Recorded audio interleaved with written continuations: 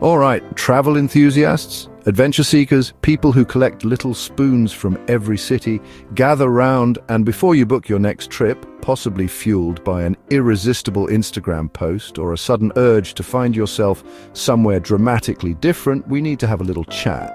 We're talking about countries with current travel advisories. Now, I know, advisory sounds like a gentle suggestion, like your mum saying maybe wear a coat, but in the world of international travel, it's more like your mum saying maybe don't juggle flaming chainsaws while riding a unicycle on a tightrope over a volcano. It's serious stuff. The thing about these advisories is they're not static. They're like that one friend who changes their dinner plans 5 times before you even leave the house. Geopolitical situations shift, new risks emerge, sometimes old ones just get riskier. So, while I'm about to give you a rundown of some places currently on the think very, very carefully list for 2025, this isn't the final word, it's a snapshot. Your absolute best friend in travel planning, besides a good neck pillow, is an official government travel advisory website. Seriously, bookmark it. Check it before you dream, check it before you book, check it before you pack. Think of this video as your pre-flight safety briefing, but for choosing the destination itself. We're not trying to scare you out of exploring our amazing world, not at all. But we are trying to make sure your quest for the perfect vacation photo doesn't turn into an unintentional audition for a survival reality show. So buckle up, pay attention, and let's dive into some of the spots that are currently asking travelers to, shall we say, exercise an abundance of caution. Or in some cases, just maybe pick a different postcard this year. First up, let's talk about Afghanistan. Now, you might see pictures of stunning mountain ranges, ancient history, incredibly resilient people, and think, wow, that looks epic. And parts of it, historically and culturally, truly are, but here's the thing. Epic can also describe the level of danger for foreigners right now. The security situation is, to put it mildly, incredibly volatile. We're talking about a high risk of civil unrest, armed conflict, crime, and terrorism. It's not the kind of place where you can just wander off the beaten path with a selfie stick and a smile. Think of it like this. You know how some video games have a hard mode? Afghanistan, for travelers, is currently stuck on expert level. No respawns and the save points are broken. The capacity for consular services, the people who help you out if your passport gets eaten or you find yourself in a serious jam, is extremely limited, if not non-existent, for many nationalities. So if things go sideways, you're pretty much on your own, and sideways can happen very quickly and unpredictably there. So while the history is rich and the landscapes can be breathtaking, the current reality is that it's just not a safe bet for tourism. The advisories aren't suggesting you pack an extra power bank. They're strongly advising against all travel. It's about protecting lives, including yours. There are many beautiful mountains in the world, and right now the ones in Afghanistan are best admired from a very, very safe distance, perhaps through a well-made documentary. Next on our list is Syria. And folks, this one has been in the news for so long for all the wrong reasons that it almost feels like a permanent fixture on these warning lists.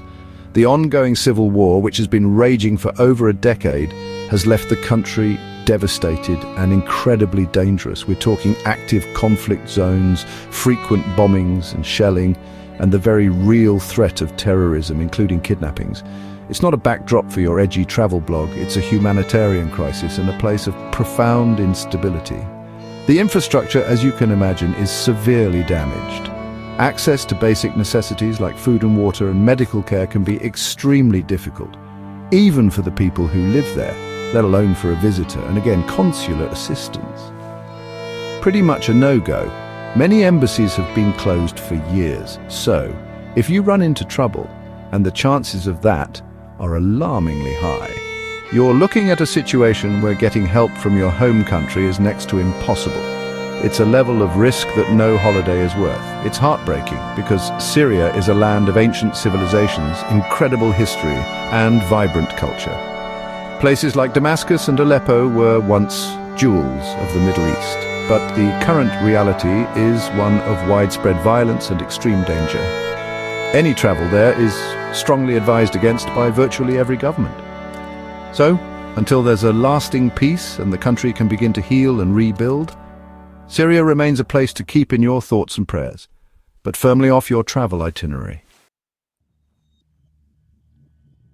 All right, let's shift gears to a place that fascinates many due to its secrecy. North Korea, or the Democratic People's Republic of Korea as it's officially known. It's often portrayed as this mysterious, isolated kingdom, and that very isolation is a huge part of the risk. The government exercises absolute control over, well, everything, and that includes what foreigners can see, do, say, and even think if they could monitor that. The chances of you having an authentic, off-the-beaten-path experience are zero. You'll be on a strictly controlled, government-sanctioned tour, and deviation is not an option. The legal system in North Korea is, shall we say, not what you're used to. Actions that might seem minor or harmless in your home country could be seen as serious offenses there, leading to severe penalties, including long-term detention. We're talking about things like unauthorized photography, interacting with locals without permission, or possessing materials deemed critical of the regime. And due process? That's a concept that might not translate well. The risk of arbitrary arrest and detention is very real for foreigners. Furthermore, the political situation is incredibly tense and unpredictable. Relations between North Korea and many other countries are strained, to put it mildly. This means that if a diplomatic crisis erupts while you're there, you could find yourself in an extremely precarious position with very limited, if any, consular support. So while the allure of visiting one of the world's most secretive states might be strong for some, the potential consequences of things going wrong are just too severe. It's a high-stakes gamble with your freedom and safety. Now, let's journey to the Arabian Peninsula, to Yemen. This is another country with a rich history, unique architecture like the old city of Sana'a, and stunning landscapes from mountains to coastlines. However, Yemen is currently engulfed in a devastating civil war and a severe humanitarian crisis, making it one of the most dangerous places on the planet for anyone, let alone a tourist. The conflict involves multiple factions, and the security situation is extremely volatile across the entire country. The risks are numerous and severe: active fighting, airstrikes, shelling, widespread lawlessness, and a high threat of terrorism and kidnapping, particularly targeting Westerners. Basic services like food and water, fuel and medical supplies are critically scarce for the local population and virtually inaccessible for visitors. The infrastructure has been decimated by years of conflict. Think about trying to navigate a country where roads might be destroyed. Checkpoints are unpredictable and the rule of law is often non-existent in many areas. It's a recipe for disaster. Many governments explicitly advise their citizens to leave Yemen immediately if they are there and to avoid all travel to the country. Consular services are practically impossible to provide. It's a tragic situation for a country with such a deep cultural heritage. The focus right now for the international community is on humanitarian aid and seeking a peaceful resolution to the conflict, not on tourism. So while Yemen's history is fascinating, its present is far too perilous for any kind of travel. Finally, let's head to the Horn of Africa, to Somalia. For years, Somalia has been synonymous with instability, and unfortunately, that reputation largely holds true. While there are parts of the country, like Somaliland, that claim greater stability, the overall situation remains extremely dangerous. The primary risks include terrorism, with groups like Al-Shabaab carrying out frequent attacks, as well as armed conflict, kidnapping, and violent crime. And yes, piracy off its coast is still a concern, though less so than a decade ago. The central government has limited control over many parts of the country, meaning that law and order can be very weak or entirely absent.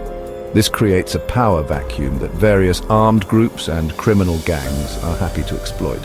For a foreigner, navigating this landscape is incredibly risky.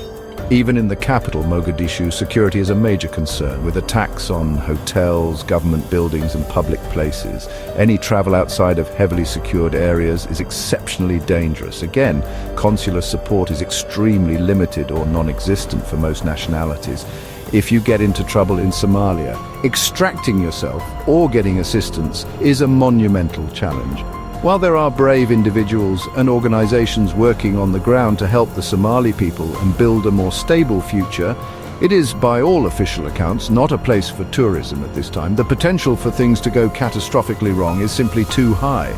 It's a country that needs peace and development, not unprepared travelers. So there you have it, a quick tour of some of the countries currently topping the Please Be Extremely Careful or Just Don't Go list for 2025. Now, I know this might sound a bit like a downer, especially if one of these places was on your bucket list, but the goal here isn't to crush your travel dreams, it's to help you make informed, safe choices. The world is a massive, beautiful, fascinating place with countless destinations that are safe and welcoming. There's no shortage of incredible experiences to be had without venturing into active war zones or places where your safety is a coin toss. Remember, the most important thing you can pack for any trip is good information. Always check the latest travel advisories from your country's Foreign Affairs Department or State Department before you even start planning. These advisories are put together by people whose job it is to assess risk, and they don't issue these warnings lightly. Things can change rapidly. A country that's relatively stable today might face new challenges tomorrow, and vice versa, though usually the journey back to safe is a long one.